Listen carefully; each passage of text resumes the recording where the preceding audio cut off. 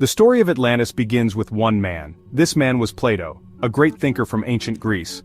In two of his famous works he spoke of a lost land. These works are called the Timaeus and the Critias. They give us the first clues. Plato did not claim to invent this story himself. He said it was an old tale passed down. It was a story told to a wise Greek man named Solon. Solon heard it from priests in Egypt. According to Plato, Atlantis was a great naval empire. It was located beyond the Pillars of Hercules. This is what the ancients called the Strait of Gibraltar. This places Atlantis in the vast Atlantic Ocean. It was a powerful island nation. Its influence spread far and wide. This mighty Atlantean civilization eventually met its end. Plato tells of a great war. In a single, terrible day and night, Atlantis disappeared. It was swallowed by the sea. The tale of Atlantis has held a powerful grip on human imagination. For centuries, people have been fascinated. The idea of a sophisticated civilization lost to time is compelling. It speaks to a deep part of our collective memory. Perhaps we sense that there is more to our past than we know. The allure partly comes from the dream of a golden age. Many cultures have myths of a perfect time long ago, a time of peace, wisdom, and advancement. Atlantis, in some interpretations, represents this lost ideal.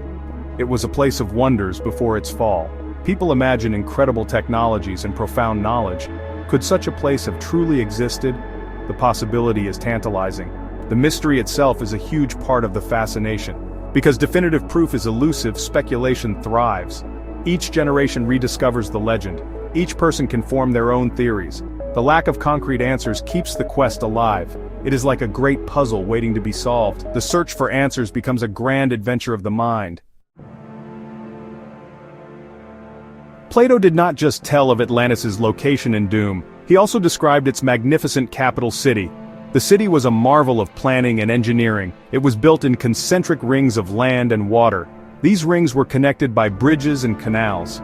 Imagine the sight of such a place, a city designed with such harmony and precision. The Atlanteans were said to be master builders and engineers. They constructed great temples and palaces. These buildings were adorned with precious metals. Gold, silver, and a mysterious metal called orichalcum were abundant. They built harbors and sophisticated water systems. Their skills were far beyond what we might expect from that era. Could these descriptions be pure fiction, or are they echoes of a forgotten technological peak? The island of Atlantis was rich in natural resources. Plato speaks of lush forests and diverse wildlife. Elephants roamed the land, a detail that puzzles many. There were abundant fruits and crops. The people enjoyed great prosperity. Their culture was sophisticated, with laws and a complex social structure. They possessed a powerful military. It was by all accounts a thriving and advanced civilization, a true jewel of the ancient world. Many researchers have looked for a real-world basis for Plato's story. One prominent theory points to the Mediterranean. Specifically, it looks at the island of Thera, now called Santorini.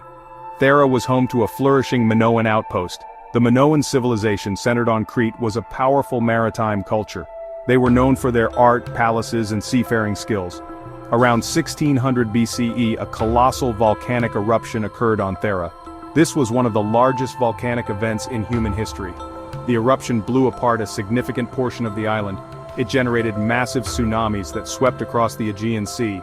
This cataclysm certainly devastated the Minoan settlements on Thera. It also severely impacted Minoan Crete. Could this be the disaster Plato described? The parallels are striking. There are indeed similarities between the Minoan fate and Atlantis. Both were advanced, sea-based cultures. Both suffered a sudden, catastrophic destruction linked to natural forces. The Minoans had sophisticated art and architecture. They engaged in widespread trade. Some scholars believe Plato heard an account of the Thera eruption. This account, passed down through generations, might have become the Atlantis story.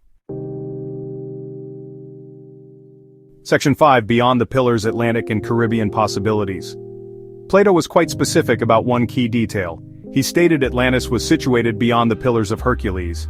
This clearly points to the Atlantic Ocean. For centuries, explorers and theorists have taken this literally. They have searched for a lost landmass in the vast expanse of the Atlantic. Could a large island or even a small continent have existed there? And could it have vanished beneath the waves? Some theories focus on island groups like the Azores or the Canary Islands. These are volcanic islands, remnants of submerged mountain ranges. Could they be the mountain peaks of a sunken Atlantis? Geologists generally disagree. They state these islands formed through volcanic activity, not by sinking. Yet, the idea persists. The deep ocean floor holds many secrets. Perhaps evidence still lies hidden, waiting to be found by new technologies. Further west in the Caribbean, other intriguing claims have surfaced. The most famous is the Bimini Road. This is an underwater rock formation near Bimini in the Bahamas. Some believe it to be a man-made structure, perhaps a road, a wall, or part of a harbor from Atlantis. Geologists largely consider it a natural beach rock formation.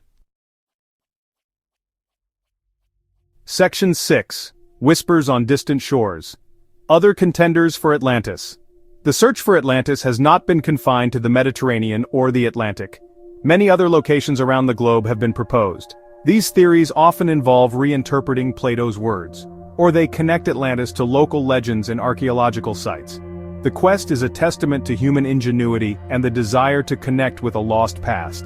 Each theory offers a different lens through which to view the legend. One surprising candidate is Antarctica. This theory gained traction with ideas like Charles Hapgood's Earth crust displacement. Hapgood suggested that the Earth's crust could shift dramatically. This might have moved a temperate landmass to the polar region. Could Antarctica have once been Atlantis before ice covered it? Proponents point to old maps like the Peary Race map. These maps seem to show Antarctica's coastline without ice. This is a fascinating though highly debated idea. Other proposed locations include parts of Spain, such as the ancient city of Tartessos. Tartessos was a wealthy port city in southern Spain. It mysteriously disappeared from historical records. Some see parallels with Atlantis. Ireland, with its rich megalithic heritage, has also been suggested. Even locations in South America, like the Altiplano of Bolivia, have entered the discussion. These theories often highlight specific archaeological finds or geographical features. Section 7. Voices of Conviction, Theories Supporting a Real Atlantis. Despite skepticism from mainstream academia, many believe Atlantis was real. These voices argue that Plato's story is not mere fiction. They see it as a distorted memory of a genuine historical civilization. One of the earliest and most influential proponents was Ignatius Donnelly. In his 1882 book, Atlantis: The Antediluvian World, he laid out a compelling case. He gathered evidence from various fields.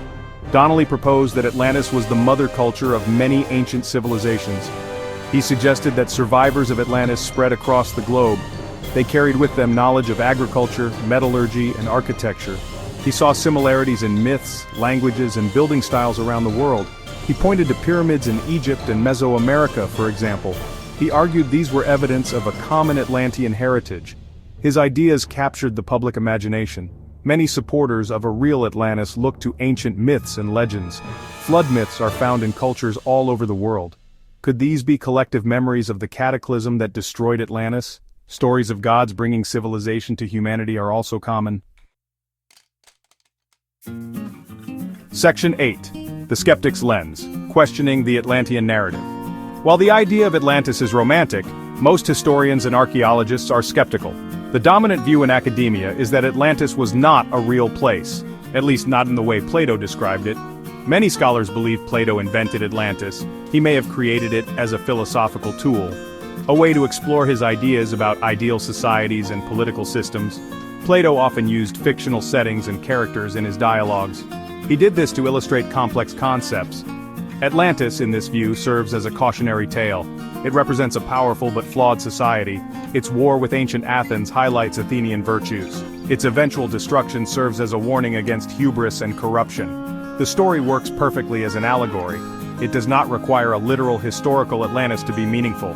A major point for skeptics is the lack of direct archaeological evidence. Despite extensive searching, no unambiguous remains of Atlantis have been found. There are no inscriptions, no artifacts, no ruins that definitively match Plato's description. For a civilization supposedly so vast and powerful, this absence is significant. Section 9. Science, Archaeology, and the Unending Quest. Modern Insights. Modern science and archaeology approach Atlantis with caution. The current consensus is that a literal Atlantis, as Plato detailed, likely did not exist.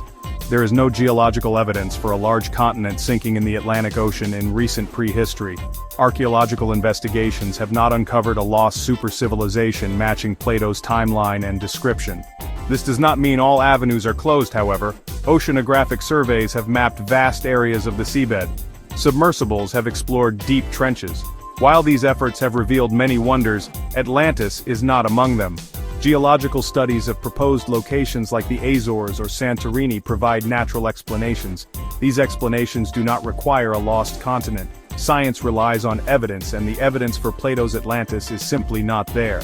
The tools we have now are incredibly advanced. However, this does not mean Plato's story has no basis in reality at all.